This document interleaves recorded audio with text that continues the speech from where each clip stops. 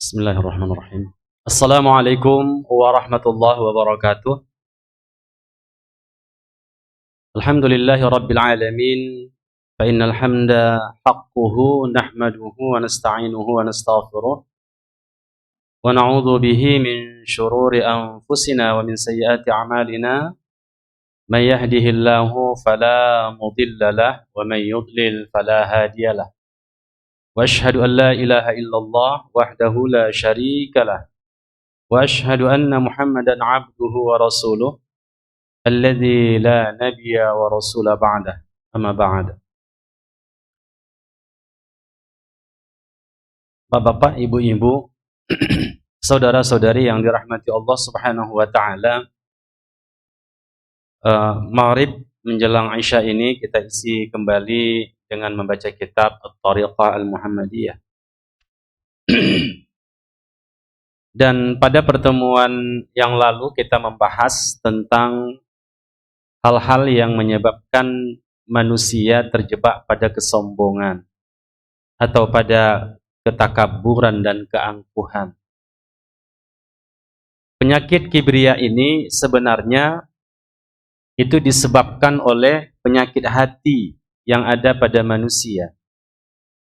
Karena dia diberikan Allah Subhanahu wa taala kelebihan nikmat dibanding yang lain, maka dia bangga dengan nikmat itu, akhirnya dia sombong dan takabur. Di antara penyebabnya yang pertama adalah al-ilm. Orang ketika diberikan Allah kecerdasan, diberikan orang ilmu, cenderung untuk meremehkan orang lain, cenderung untuk meninggikan dirinya di hadapan orang lain, dan menjengkali orang lain dalam keilmuan. Dan itu menyebabkan dia sombong. Dan ketika penyakit sombong itu hinggap di dalam dirinya, maka dia nanti akhirnya menganggap dialah orang yang paling pandai, maka dia tidak menerima nasihat dari orang lain. Dia menganggap ilmunya sudah final, tidak bisa dikoreksi dan sebagainya. Yang kedua, kesombongan itu bisa saja disebabkan oleh sikap dia di dalam hal beribadah. Mungkin dia adalah orang yang kasratul ibadah, banyak beribadah. Ketika seseorang banyak beribadah, hati-hati. Bisa terselip di dalam jiwanya itu rasa kesombongan, keangkuhan. Sebagaimana iblis juga kan, karena dia alim dibandingkan yang lain, karena dia ahlul ibadah, maka dia akhirnya kibria, masuk kepada kibria, kesombongan. Demikian juga bahwasanya ketika seseorang banyak melakukan ibadah wajib dan juga ibadah sunat, dia menganggap diri dia sangat dekat dengan Allah Subhanahu wa taala. Dan dia membanggakan keberadaannya itu. Dan ini ikhwah yang dirahmati Allah Subhanahu wa taala, ini penyakit sombong yang menghinggapi ahlul ibadah atau abid, ahli ibadah. Dan karena itulah bahkan ada terucap dari bibirnya, dia menjengkali orang lain sebagai ahlun nar, sementara dia ahlul jannah. Ini bentuk-bentuk sikap dari kesombongan. Yang berikutnya adalah karena al-mal, karena kekayaannya. Dia sepele dengan manusia. Dia menganggap bahwasanya harta itu adalah segalanya. Dia bisa membeli dan mengukur orang dengan hartanya. Dan dia ihtiqar, menganggap orang-orang fakir dan orang-orang miskin disebabkan kesombongan itu. Ini kita lihat betapa banyak manusia celaka disebabkan kesombongan pada hartanya. Sebagaimana Qarun, kemudian demikian juga Fir'aun. Ini disebabkan oleh kesombongan, tidak saja kedudukannya, tapi juga hartanya. Ada juga orang sombong disebabkan oleh jah, oleh kedudukannya. Kedudukannya di tengah-tengah masyarakat. Dia orang yang dituakan, dia kepala suku, atau dia kepala adat dan sebagainya. Akhirnya itu menyebabkan dia sombong. Demikian juga lagi penyakit-penyakit yang lain, diantaranya disebabkan oleh nasab dan keturunan. Baik, itu di antara beberapa sebab-sebab seseorang bisa terjebak kepada kesombongan. Dan akhirnya ikhwah yang dirahmati Allah, itu tadi ketika kesombongan telah melekat pada hati manusia, maka akhirnya dia batarul haq. Dia menolak kebenaran karena dia menganggap orang yang the best of the best, kan begitu, orang yang paling baik dan seterusnya. Baik, selanjutnya al-mabhasul khamis, pembahasan yang kelima, fi asbabi at-tawadhu' wa fawaidihima. Ini sebab-sebab orang tawadhu' dan faidah-faidah tawadhu'. Ini ikhwan. Jadi lawan dari kesombongan itu tawadhu'. Ya, bersikap tawadhu'. Tawadhu' ini diberikan dengan dua istilah. Kemudian satu tawadhu', satu ta'ah. Jadi kedua ini maknanya merendahkan diri, merendahkan hati. Ikhwah yang dirahmati Allah Subhanahu wa taala, bagaimana manusia bisa menjadi tawadhu ketika dia mendapatkan nikmat yang lebih? Seperti tadi ada nikmat ilmu, nikmat diberikan Allah kesempatan untuk beribadah, hubbul ibadah, cinta kepada ibadah, atau dia memiliki jah, memiliki kedudukan di tengah-tengah masyarakat, atau dia memiliki nasab, atau dia memiliki harta. Bagaimana dia bisa tawadhu? Sementara nikmat itu ikhwah cenderung membuat manusia meninggikan dirinya di atas manusia yang lain. Yang pertama kata Syekh al-ula, fahiya ma'rifatu nafsihi. Dia harus kenal dirinya. Min aina ila aina. Dari mana dia sebenarnya dan kemana tujuannya. Ini penting ikhwah yang dirahmati Allah. Sekaya-kaya, sealim-alim orang, dia pasti akan mati. Dan orang akan melupakannya. Demikian juga, sekaya-kaya orang akan mati. Dia dulu dari nol, dari titik nol.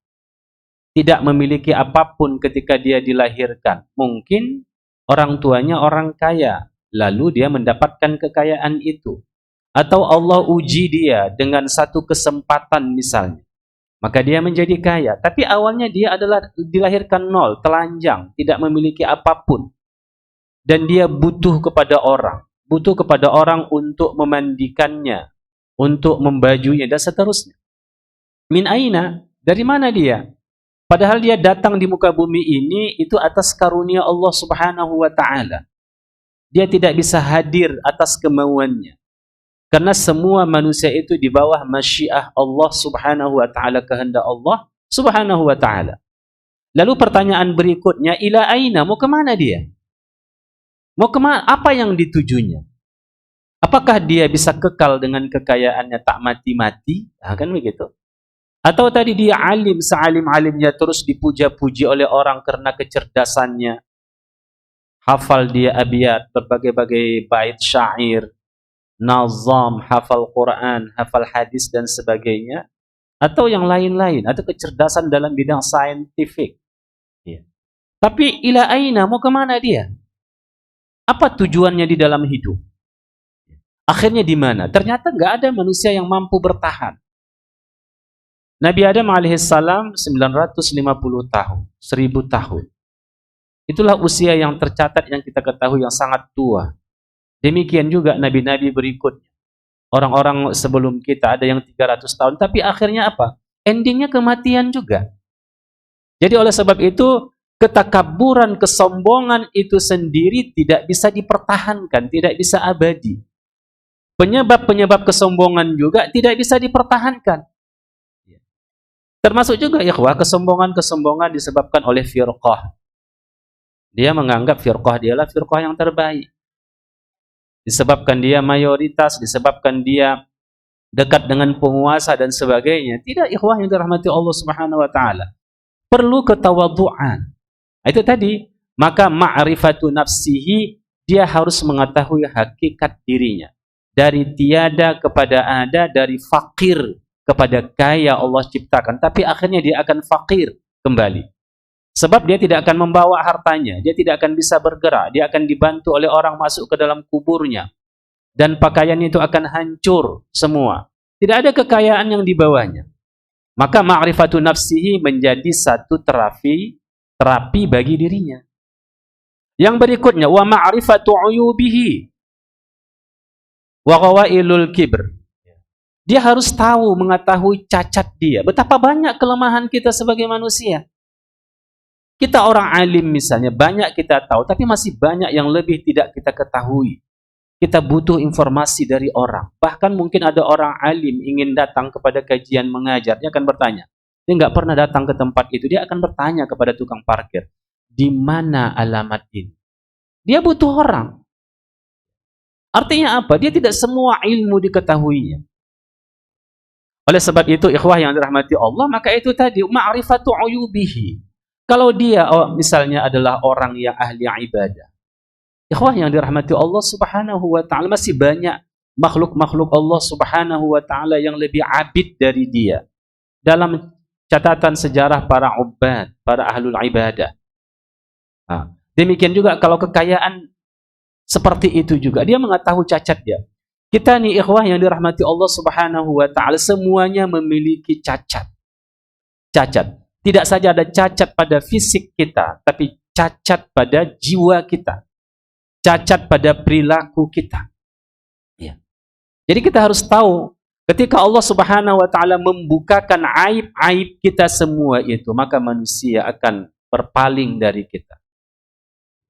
Jijik dengan perbuatan kita. Kalau Allah membukakan uyub itu, membukakan cacat-cacat itu, tapi Allah satarallahu uyubahum, Allah menutup cacat-cacat mereka. Ya. Oleh sebab itulah kita harus tahu semua keburukan-keburukan kita, kekurangan-kekurangan kita. Inilah diantaranya. Ketika seseorang berada pada kesombongan, dia harus mengetahui hakikat dirinya. Min aina ila aina wa ma'rifatu uyubihi. Kemudian ikhwah, wa qawailu al-kibr. Artinya bagaimana sombongnya pun dia ikhwah, dia tetap adalah makhluk yang lemah. Coba kalau dilihat tentang kekuatan dia, mana lebih kuat dia dari gajah misalnya dalam mengangkat sesuatu? Lebih kuat gajah. Kalau ukurannya adalah kebaikan itu berdasarkan kekuatan, maka gajahlah orang yang seyogyanya harus sombong. Kalau dia bisa menerkam orang dengan taringnya, maka singalah, serigalalah yang seyogyanya harus takabur dibanding dia. Demikian juga, kalau dia adalah orang yang paling kuat, yang paling teguh untuk berdiri, maka itu adalah gunung-gunung, ikhwah. Gunung-gunung batu yang tertancap ke dalam bumi, itu yang lebih kuat dari dia. Oleh sebab itu, maka gunung lebih berhak takabur, sombong daripada dia. Coba bayangkan ikhwah, kita ini dibangun dalam konstruksi biologis dari tulang-tulang yang termasuk rapuh. Iya, kalau jatuh dari lantai 2 itu ke bawah ini, disambut oleh misalnya ini tiang-tiang ini patah ya, patah tangan, patah kaki, patah pinggang. Kenapa? Lemahnya kita. Jadi oleh sebab itu ikhwah yang dirahmati Allah subhanahu wa ta'ala, sebenarnya tidak ada celah bagi seorang manusia untuk takabur. Karena semua apapun yang ada pada dirinya itu nisbi. Itu adalah relatif. Itu adalah ciptaan Allah subhanahu wa ta'ala. Baik, kemudian Syekh mengatakan wa fawaidut tawadhu', ya, wa fadailihi. Fawaid dan fadailnya. Apa faidah dan fadilah? Di antaranya yang pertama, sikap tawadhu itu sikap mulia. Kenapa?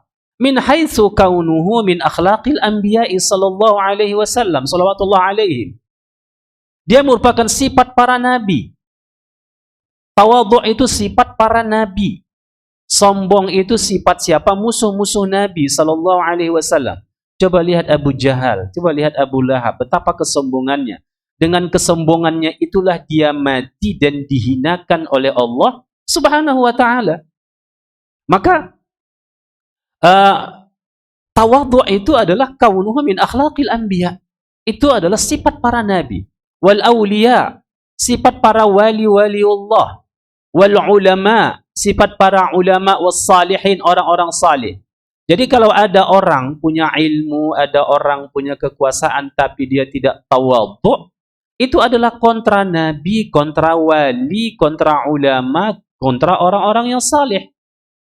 Tidak ada orang yang saleh itu adalah takabur, sombong, enggak ada. Betapa banyak ilmunya, banyak ibadahnya, tapi dia tawadhu. Kita nih, semakin banyak ilmu kita, itu harus semakin tawadhu kita. Semakin mencintai manusia kita. Semakin bersyukur kita kepada Allah Subhanahu wa taala karena betapa banyak manusia yang tidak Allah karuniakan ilmu. Tidak Allah beri kesempatan dia duduk di majelis ilmu. Tidak Allah bukakan hatinya untuk duduk bermajlis. Itu tadi, betapa banyak manusia yang seperti itu. Kita diberikan Allah Subhanahu wa taala wasilah untuk membaca kitab, untuk mendengarkan kitab dan seterusnya. Jangan para ulama. Oleh sebab itu apa kita sombong? Tidak, ikhwah. Kita harus tawadhu. Karena ini adalah nikmat. Karena di antara nikmat yang terbesar di muka bumi ini adalah ilmu. Fa'lam anna la ilaha illallah, annahu la ilaha illallah. Ketahuilah bahwasanya tak ada ilah kecuali Allah, tak ada ilah yang hak diibadahi kecuali Allah. Itu dengan apa? Dengan ilmu. Dengan ilmu, ikhwah yang dirahmati Allah Subhanahu wa taala.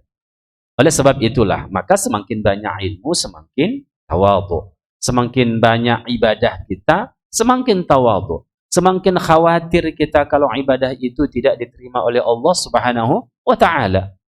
Demikian juga, semakin banyak harta kita, kita semakin tawadhu, mudah bagi Allah untuk membalikkan semua keadaan.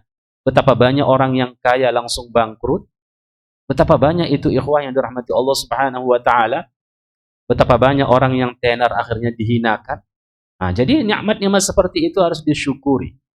Kemudian, selain itu sifat para nabi, keadaan para nabi, akhlak para nabi, para wali, ulama dan orang-orang saleh, mahmudan 'indallahi ta'ala, itu dipuji oleh Allah Subhanahu wa taala. Sesuatu yang mendapat pujian dari Allah itu adalah, ikhwah yang dirahmati Allah, adalah satu derajat kedudukan yang tinggi di sisi Allah Subhanahu wa taala. Wa sababan li rif'atid darajati fi a'lal 'illiyyin. Dan itu menjadi sebab seseorang itu diangkat derajatnya pada tempat kedudukan illiyun, tempat yang tertinggi di langit sana, yang tertinggi, ikhwah. Maka dicatatkan nanti para orang-orang yang tawadhu itu di illiyyin, fi a'lal 'illiyyin. Dicatatkan mereka di sana. Kemudian ikhwah yang dirahmati Allah Subhanahu wa taala, inilah di antara faidah tawadhu dan keutamaan tawadhu. Kalau ingin bersifat dengan karakter para nabi, karakter para wali, karakter para ulama dan orang salih, maka tawadhu. Kikis sifat kibria itu. Makanya Nabi katakan, mithqala dzarratin al-kibriya fi qalbi. Fil qalbi, kalau ada sebesar zarrah kesombongan itu di dalam hati manusia, maka dia diharamkan untuk masuk surga. Dia tidak akan masuk surga. Sebesar zarrah, ikhwah, kesombongan dalam hati itu semakin parahnya penyakit sombong itu. Dan itu tadi, yang paling parahnya lagi adalah ketika orang itu sombong, batarul haqqi, dia akan menolak kebenaran. Dia akan menutup pintu hatinya dari nasihat. Dia akan menutup pintu hatinya dari ilmu dan seterusnya. Seharusnya dia objektif menjadi subjektif. Itu orang-orang yang sombong. Kemudian ikhwah yang dirahmati Allah, kana al-qiyasu ay yunazzila al-'abdu nafsahu manzilatahu la dunahu wa la fawqahu. Jadi kita ini juga, kadang-kadang kan ada orang begini, dia merendah-rendah, tapi maksudnya merendah-rendah diri itu kan untuk menyombongkan diri. Dia orang alim katanya, tapi dia mengatakan saya ini betul-betul jahil, betul-betul jahil. Tapi dalam rangka mengangkat dirinya, iya kan, agar ditinggikan oleh orang Subhanahu wa, agar ditinggikan orang, iya, dan dia mendapat karunia dari Allah Subhanahu wa taala. Jadi kita ini menempatkan diri kita sesuai dengan porsi kita. Manzilatahu ayunazzila al-'abdu nafsahu manzilatahu, mana kedudukannya. Kalau dia diberikan karunia Allah ilmu, ya dia katakan dia zul ilmi.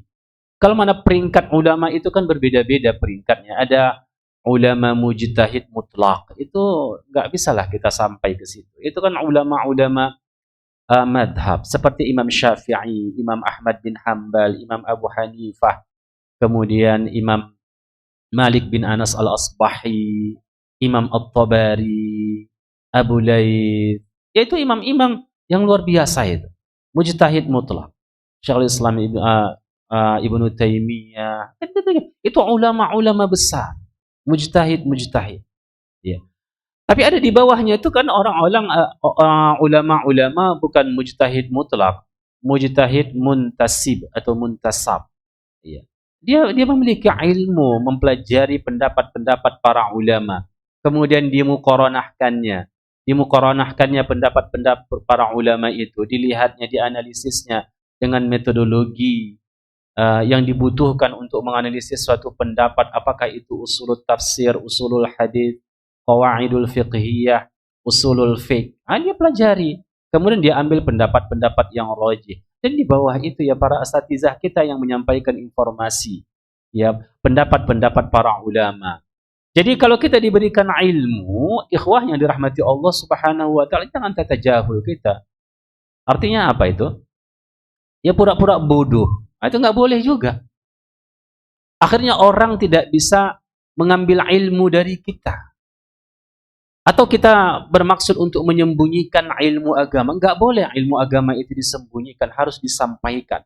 Walaupun memiliki tingkat-tingkat tertentu. Karena manusia itu kan tidak satu level. Maka dia mengajarkan ilmu pada level ini, mengajarkan ilmu pada level ini, dan seterusnya.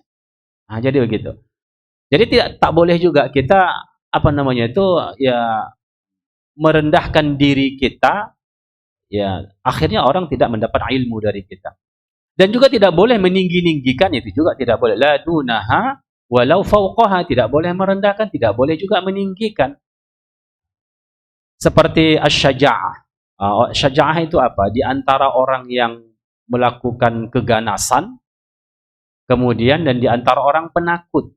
Kita nggak boleh melakukan sesuatu itu di luar kendali syariat, di luar kendali logika kita. Dan tak boleh juga menjadi orang penakut. Begitu juga. Wal ifah baina syarrah wal khumud. Tak boleh juga kita menunjuk-nunjukkan kemiskinan kita kepada orang, meminta-minta kepada orang. Iya kan? Tapi tak boleh juga menyembunyikan secara mutlak tentang keberadaan kita. Nanti orang tidak memiliki potensi untuk berbuat baik kepada kita. Was-sakha bainal bukhli wal israf, demikian juga. Kita memiliki sifat di antara bakhil dan berlebih-lebihan. Tak boleh bakhil, tak boleh israf. Jadi di antara itu. Kalaupun kita memberikan harta kita kepada orang lain, jadi tidak boleh terlalu terjulur tangan kita, tapi tak boleh juga dibelenggu. Maka di antara itulah. Jadi bainal bukhli wal israf. Makanya fa inna khairal umur awsatuha. Sebagus-bagus sesuatu itu adalah moderat, di tengah-tengah. Dalam beragama itu pun begitu juga, moderat. Tak boleh kita ekstrim ke kanan, namanya ifrat, berlebih-lebihan, di luar kadar syariat. Tapi ada juga tafrid, bersifat liberal. Kita berada di antara ifrat dan tafrid. Itulah wasat. Itulah wasatiyah. Itulah agama wasatiyah. Lalu pertanyaan kita, apa standarisasi kita berada pada wasatiyah, pada pendapat yang moderat, pada amal yang moderat, pada keyakinan yang moderat? Tentunya ada standarnya, ada tolok ukurnya, ada barometernya. Apa barometernya? Yaitu Rasulullah SAW. Kalau kita ingin melihat bagaimana style kita yang moderat, maka lihat style Nabi. Kalau kita ingin melihat bagaimana ibadah yang moderat, lihatlah kepada sunnah-sunnah Nabi SAW. Ya kan? Nah, sering kita jelaskan itu. Coba, Nabi itu nggak pernah suka kepada orang yang berlebih-lebihan dari kadar apa yang dijelaskan oleh Nabi, oleh sunnah Nabi dalam beribadah. Ketika ada 3 orang sahabat datang kepada Ummahatul Mukminin, yang satu mengatakan dia tidak akan berbuka sepanjang tahun. Artinya puasa setahun dia. Kemudian satu lagi mengatakan dia tidak akan tidur Dia akan terus beribadah, zikir, qiyamul lail. Yang lagi mengatakan dia tidak akan menikah. Ya, sepanjang usia untuk beribadah kepada Allah. Apakah Nabi gembira ketika sampai informasi dari ummahatil mukminin kepada beliau? Nabi justru murka. Seyoknya kan Nabi kan begini, ada sahabatku yang luar biasa dalam beribadah. Iya kan? Tak mau menikah karena mau beribadah. Tak mau berbuka karena mau beribadah. Terus tak mau tidur karena mau beribadah. Nabi justru murka. Nabi mengatakan bahwasanya, ana asumu wa aftiru. Aku memang puasa, tapi aku juga berbuka. Nabi itu enggak sepanjang tahun puasa. Kadang dia puasa, kadang tidak. Dia puasa Senin dan puasa Kamis. Ya, kadang-kadang puasa Daud, kadang-kadang dia puasa Bid yang selalu diambilnya. Minimalnya 1 bulan itu kita puasa 3 hari kan begitu. Itu yang dilakukan oleh Nabi. Wa anumu wa arqud. Aku juga tidur, aku juga bangun, tapi aku juga tidur. Jadi kata Nabi SAW, Nabi tidak selama-lamanya malam itu beribadah. Dia bagi malam itu untuk dirinya, keluarganya, dan untuk Rabb. Demikian juga wa ana ankihu al-mar'ah, dan aku juga menikahi, kama qala Rasul, menikahi beberapa orang wanita kata Nabi. Lalu Nabi tutup hadis itu dengan ungkapan, faman raghiba an sunnati falaysa minni. Siapa yang benci kepada sunnahku bukan dari umatku kata Nabi, bukan dari golonganku. Justru Nabi mengatakan orang yang berlebih-lebih dalam agama itu baru porsinya, baru porsi ibadah. Tidak menambah-nambahi ibadah itu. Sesuatu yang tidak disyariatkan dilakukan.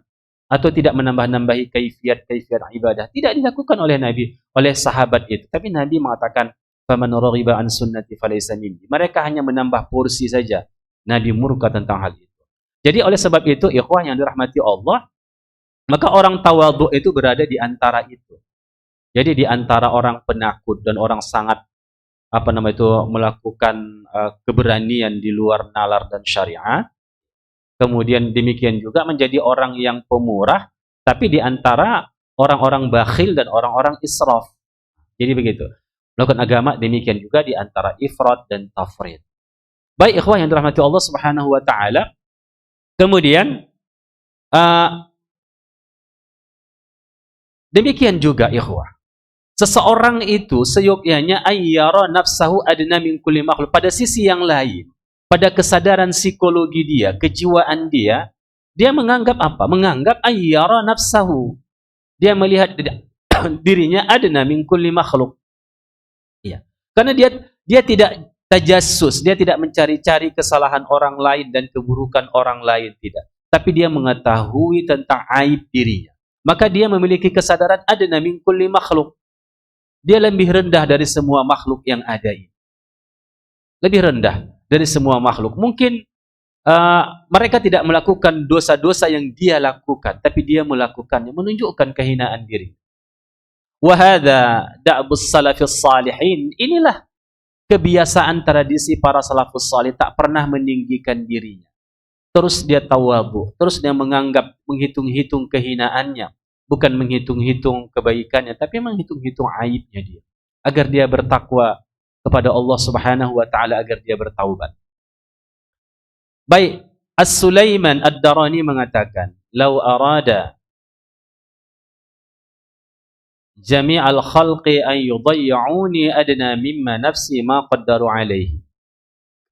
Jami'ul khalqi. Kalau menghendakilah semua makhluk ini ayyadha'uni adna mimma nafsi, mereka menempatkan aku tempat yang paling rendah, ma qaddaru alaihi, mereka tidak akan sanggup karena aku lebih rendah dari itu.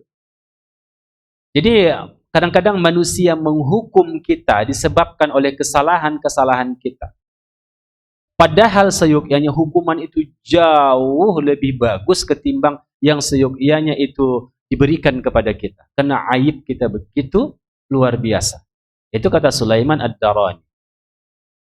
Oleh sebab itulah ikhwah yang dirahmati Allah Subhanahu wa taala, kita harus melihat. Kita harus selalu melihat kepada keburukan-keburukan kita agar kita tidak sombong, agar kita tidak takabur. Itu tadi, ketika kita orangnya alim, mungkin sudah menjadi ulama pada level tertentu, maka jangan dilihat pada ilmu kita, maka lihatlah pada sesuatu yang tidak kita ketahui, pada kejahilan kita. Itu tadi kekayaan begitu juga dan seterusnya. Kenapalah Fir'aun menjadi manusia terlaknat? Iblis makhluk yang terlaknat. Kenapa? Karena itu tadi kelebihan nikmat yang mereka peroleh dan mereka melihat nikmat itu tidak melihat kekurangan mereka. Iblis juga begitu. Dia melihat kelebihan dia. Dia diciptakan dari api sementara Adam diciptakan dari tanah. Dia adalah seakan-akan pada waktu itu adalah rajanya malaikat karena dia orang yang paling abid, orang yang paling alim ketika itu. Dia melihat nikmat yang ada pada dirinya, tapi tidak melihat aib yang ada pada dirinya. Itu membuat kita sombong itu. Membuat kita sombong. Baik. Apa fadailut tawadhu? Fadilah-fadilah tawadhu. Nah, ini ada beberapa hadis Nabi SAW menjelaskan di antaranya apa yang diriwayatkan akhraja Abu Daud, yang diriwayatkan oleh Abu Daud dari Iyad bin Himar radhiyallahu taala anhu annahu qala Rasulullah SAW, innallaha uhiya ilayya an tawadhu hatta la yabghi ahadun ala ahadin wa la yafkhuru ahadun ala ahadin. Sesungguhnya Allah, kata Nabi kita SAW, telah mewahyukan kepadaku, auha ilayya atau uhiya ilayya atau innallaha auha ilayya, sesungguhnya Allah mewahyukan kepadaku. Apa yang diwahyukan Allah kepada Nabi kita? An tawadhu, agar kamu itu tawadhu, saling tawadhu, bukan saling meninggikan diri, tapi antara satu dan lainnya saling tawadhu, hatta sehingga seseorang tidak menyakiti seorang yang lain, wala yafkhuru ahadun ala ahadin, dan tidaklah seseorang membanggakan dirinya kepada yang lain. Jadi hatta la yabghiya ahadun ala ahadin wa la yafkhura ahadun ala ahadin, dan seseorang tidak membanggakan dirinya atas saudaranya yang lain, tidak saling membanggakan. Baik ikhwah. Walaupun itu kadang-kadang canda ikhwah, tapi itu canda itu sebenarnya adalah memoles kesombongan dalam bentuk yang lebih yang lebih sederhana, kan begitu. Kemudian ada riwayat dari At-Tabrani ya, tuba liman tawadhu, tuba liman tawadhu'a min ghairi manqasah wa dhalla fi nafsi min ghairi maskanah wa anfaqa malan jam'ahu fi ghairi ma'siyah wa rahima ahlud dhul wal maskanah wa khalata ahlal fiqh wal hikmah. Tuba liman taba kasbuhu wa saluhat sariratuhu wa karumat alaniyatuhu wa ghazal 'anil nasi syarrahu. Tuba liman 'amila bi'amalihi wa anfaqal fadla min malihi wa amsakal fadla min qawlihi. Jadi beruntunglah orang-orang yang tawadhu, tapi tawadhu yang tidak membuat dia menjadi hina. Kita tidak juga boleh membuat kita dihina-hina orang lain, kita biarkan, tak boleh juga. Kita pakai pakaian compang-camping agar dianggap tawadhu, tidak juga ikhwah. Justru kita menunjukkan nikmat yang Allah berikan kepada kita. Tidak boleh, karena itu seperti ada kelompok-kelompok sufi dulu di Mesir, itu agar mereka memiliki sifat tawadhu dan dihina oleh orang, mereka pergi ke pasar-pasar, mereka ambil beras-beras itu sejemput agar mereka dihina oleh orang. Enggak juga begitu. Itu enggak, itu syariat. Itu bukan syariat. Jadi demikian juga, dan dia menghinakan dirinya tanpa dia merendahkan dirinya itu tanpa dia dan tidak dia meninggikan tentang keberadaannya juga. Kalau tadi tawadhu merendahkan dirinya, tetapi tidak sampai kepada menghinakan dia. Jadi tawadhu merendahkan jiwa itu, diri itu, bukan berarti menghinakan diri kita, tidak. Demikian juga dia menghinakan diri dia dalam pengertian tadi merendahkan pada diri dia, tapi juga dia tidak merendahkan diri dia, tapi juga tidak meninggikan diri dia. Dan demikian juga dia menafkahkan harta dia bukan kepada tempat yang maksiat. Dia berbelas kasih kepada orang-orang yang orang-orang yang hina, dan juga orang-orang yang memiliki kedudukan. Artinya sama saja, dia berbuat baik kepada orang yang tidak punya ilmu, orang yang level sosialnya di bawah, sama dengan ketika dia juga memuliakan orang-orang yang kaya, orang-orang yang punya kedudukan dan jabatan. Dan dia bergaul dengan ahli fikih dan ahli hikmah. Oleh sebab itu ikhwah, maka orang-orang yang tempat kita bergaul yang paling utama adalah ahli fikih dan ahli hikmah, yaitu para ulama, para asatidzah, agar kita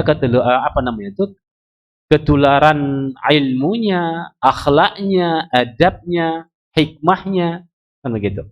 Maka beruntunglah bagi orang yang thaba kasbuhu, usaha dia itu baik, usaha dia halal. Karena yang paling banyak mempengaruhi jiwa kita itu selain beberapa hal adalah makanan kita. Kalau makanan yang haram itu masuk ke tubuh kita, sukarlah kita khusyuk dalam salat, sukarlah kita tunduk kepada Allah Subhanahu wa taala. Maka usahakan semua usaha-usaha kita itu halal. Harta kita halal, pakaian kita halal, makanan kita halal, tempat tinggal kita halal, kendaraan kita halal, semua dari yang halal, bukan dari yang haram. Wa saluhat sariratuhu wa karumat alaniyatuhu. Jadi apa yang di dalam hati ini, yang tersembunyi di sini baik, sehat. Jadi orang yang mulia akhlaknya itu kena sehat hatinya, kena sehat qalbunya. Begitu juga kalau sehat qalbunya, maka mulialah apa yang diekspresikannya. Maka ucapannya ucapan yang mulia, ucapannya ucapan nasihat, ucapannya ucapan menggembirakan orang lain, ucapannya yaitu memberikan rasa takut kepada orang untuk keluar dari syariat, untuk melakukan kemaksiatan dan sebagainya. Dan beruntunglah bagi orang-orang yang beramal dengan amalnya itu dan menafkahkan karunia hartanya, dan dia menahan karunia perkataannya. Dia banyak beramal tapi sedikit bicara. Nah, jadi begitu kira-kira. Itu dari Nabi SAW. Ada waktu? Habis? Banyak lagi? Hah? Udah azan. Baik. Demikian kaji kita hari ini. Pada intinya adalah ada terapi bagi orang-orang yang takabur itu. Di antaranya dia harus tahu tentang keberadaan dirinya. Ma'rifatu nafsihi, dia mengenal dirinya. Dia harus memberikan sebuah pertanyaan min aina ila aina. Kemudian dia harus mengetahui kalau dirinya itu terbatas dan memiliki cacat-cacat dan kehinaan. Baik, demikian saja. Subhanakallah bihamdik, asyhadu an la ilaha illa anta, astaghfiruka wa atubu ilaik. Wassalamualaikum warahmatullahi wabarakatuh. Donasi dakwah tim. Yuk berinfak untuk dakwah dan pendidikan Islam.